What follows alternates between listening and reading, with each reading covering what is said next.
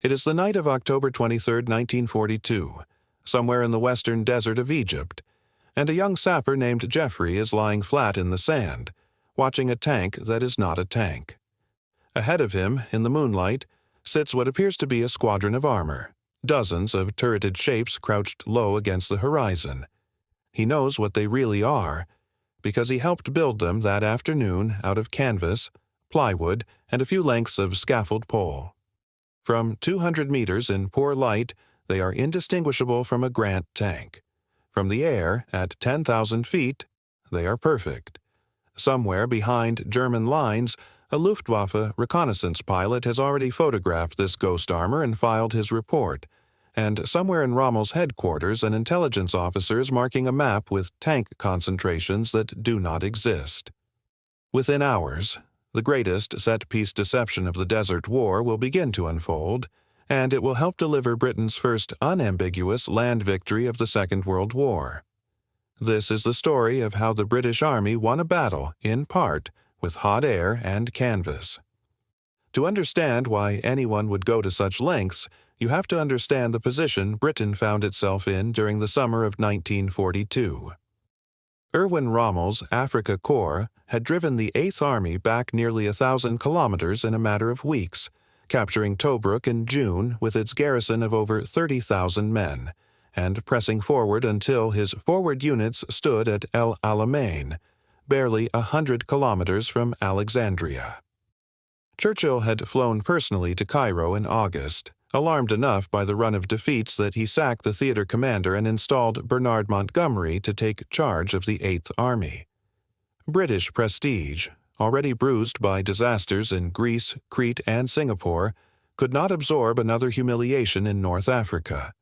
The Suez Canal, the oil of the Middle East, and the entire British position east of Gibraltar hung on the outcome of whatever came next.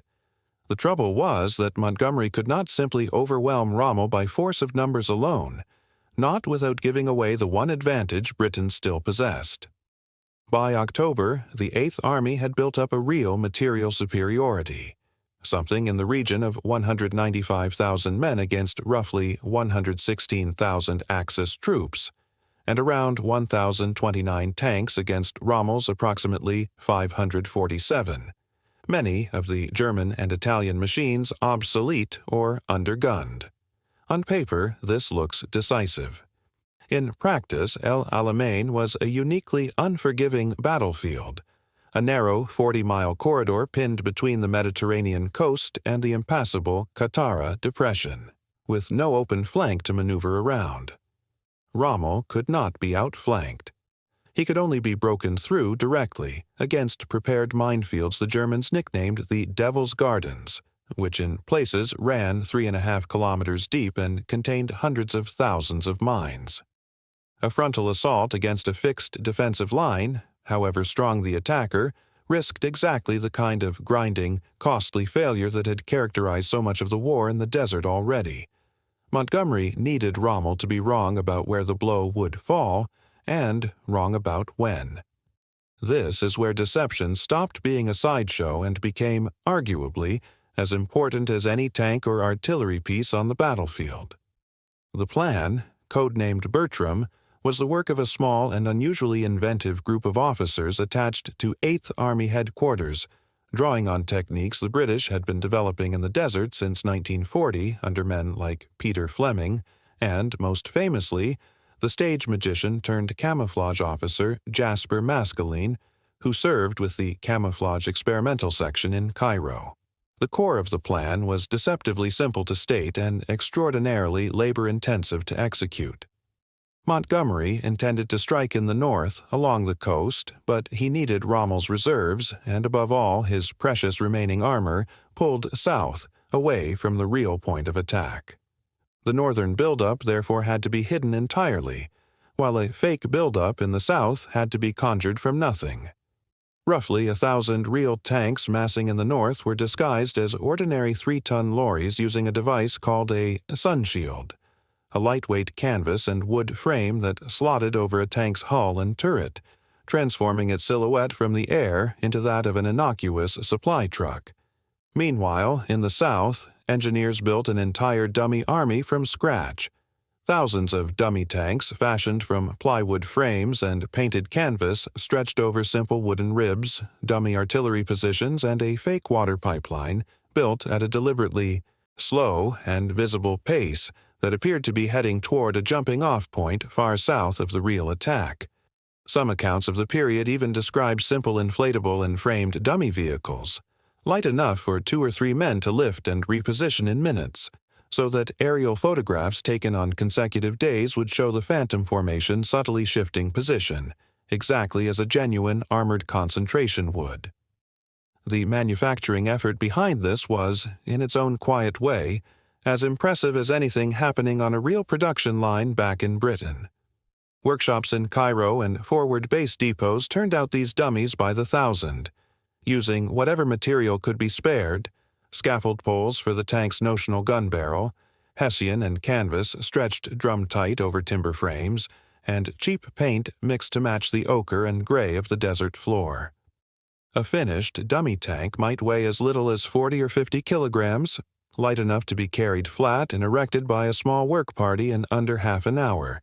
Yet from an aircraft at altitude, it produced a shadow and an outline that photographic interpreters, trained to look for exactly those signatures, would read as several tons of solid armor.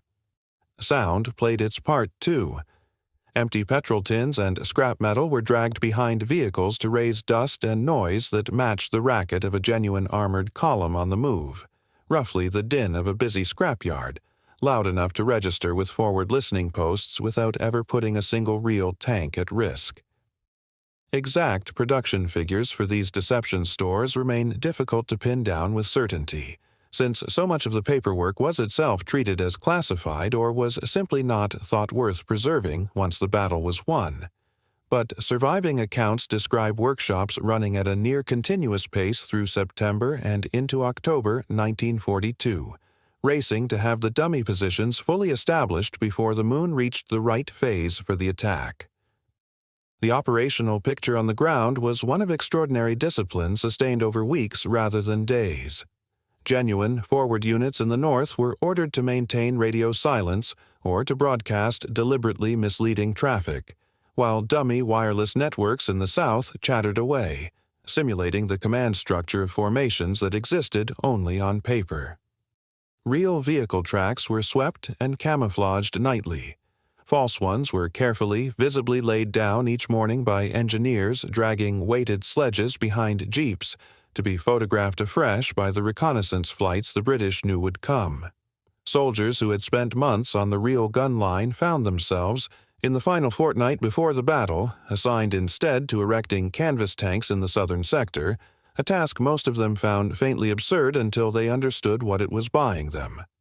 German and Italian reconnaissance did fly over both sectors repeatedly in the weeks before the battle, and Axis intelligence assessments from the period do show real uncertainty about where the main blow would land, with Rommel's own headquarters, according to post-war accounts from German staff officers, keeping a disproportionate share of armored reserves positioned to meet a southern threat that never actually materialized in strength. If you are finding this interesting, a quick subscribe helps more than you know. It is worth being honest about the limits of what can be proven here rather than simply asserted. Operation Bertram did not win El Alamein on its own, and no serious historian claims it did. The battle that opened on the night of October 23, 1942, was still, fundamentally, a brutal 12-day slog of infantry clearing minefields under fire and armor, grinding through prepared defenses at terrible cost. What the deception plan did was buy Montgomery something almost as valuable as extra divisions, which was the initial element of surprise and a measure of misallocated German reserves at the critical northern breakthrough point, even if that advantage narrowed quickly once the fighting began in earnest. It is a very different story from the German equivalent efforts of the period, which tended toward a smaller scale, more improvised deceptions rather than the industrial-scale, weeks-long theater the British mounted in the South. The Americans, entering the North African theater only weeks later with Operation Torch, would draw directly on British desert camouflage expertise and the techniques pioneered around El Alamein, fed forward into the much larger and more famous deception built around D-Day in 1944, Operation Fortitude, where dummy landing craft, inflatable tanks, and entire notional army groups under George Patton convinced German planners that the main invasion would fall at Calais rather than Normandy. In that sense, the canvas tanks in the Egyptian desert in October 1942 were not the end of the story, but closer to a proof of concept. The material legacy of Bertram is thin, almost by design, because a dummy tank that has done its job well leaves nothing behind worth keeping. Canvas rotted, timber was scavenged or burned, and most of the men who built these things had little reason to write memoirs about scaffold poles and Hessian. A handful of sunshield frames and photographs survive in collections such as the Imperial War Museum in London, alongside the wartime files of the Camouflage Experimental Section, and El Alamein itself remains preserved as a battlefield and war cemetery in Egypt, though what visitors see there today is the aftermath of the real fighting, rather than any trace of the Phantom Army that helped set its terms. The psychological effect on German commanders is documented, at least in outline, through post-war interrogations and staff records, but the precise weight any individual officer gave to the false Southern threat when allocating his reserves is something history can only estimate, not measure exactly. What can be said with confidence is that Britain, in the autumn of 1942, fought a battle on two fronts at once, one with steel and one with canvas, and won on both. The tanks that mattered were dressed as lorries. The lorries that mattered were dressed as tanks, except that half of them were never lorries or tanks at all, only wood and paint and a great deal of nerve. It is easy, looking back from a world of satellite imagery and thermal sensors, to underestimate how completely a well-built dummy could fool a trained aerial observer in 1942. And easier still to forget that every one of those false tanks had to be built, moved, and maintained by real soldiers working through desert nights, fully aware that the entire scheme could unravel with a single well-timed enemy patrol. It did not unravel. Rommel, briefly away from the front on medical leave when the attack finally opened, returned to a battle already shaped by assumptions his own intelligence staff had drawn from a battlefield that half of it, quite literally, was not there. The Eighth Army broke through in the north where the real weight of the attack had been waiting all along, and by early November the retreat that would eventually carry the Africa Corps out of Egypt, out of Libya, and ultimately out of North Africa altogether had begun. Return, for a moment, to that young sapper, Geoffrey, lying in the sand on the night of October 23rd, watching his own handiwork stand silent under the moon. He did not fire a shot that night. He built something instead, and what he built did what a division of real tanks might have struggled to do, which was to make an enemy commander doubt his own eyes. That is the strange and quietly remarkable truth at the heart of this story, that some of the most consequential weapons of the Desert War were never weapons at all, only shapes designed to be misread, and that a battle fought partly with canvas and hot air helped turn the tide of the entire North African campaign. Britain did not win El Alamein with illusion alone, but without it, the battle Montgomery actually wanted to fight might never have been the battle Rommel found himself defending against. In the desert, in October 1942, the difference between a real tank and a fake one came down to about 50 kilograms of plywood, a few tins of paint, and everything that hinged on a photograph never being looked at quite closely enough. That difference in the end was worth an army,